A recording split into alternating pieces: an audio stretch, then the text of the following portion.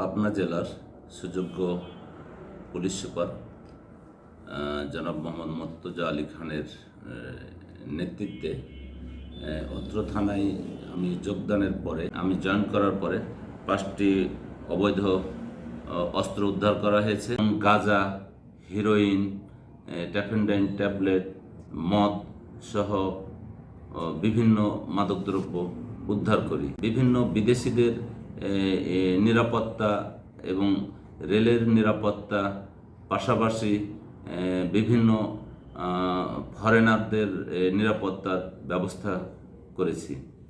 ঈশ্বরদীর সকল রাজনৈতিক নেতৃবৃন্দ, বৈষম্য বিরোধী ছাত্র এবং সুধীমহল এবং ঈশ্বরদীর উপজেলার সকল গণমাধ্যম কর্মীদের বিভিন্ন ধরনের সহযোগিতা পেয়ে থাকি।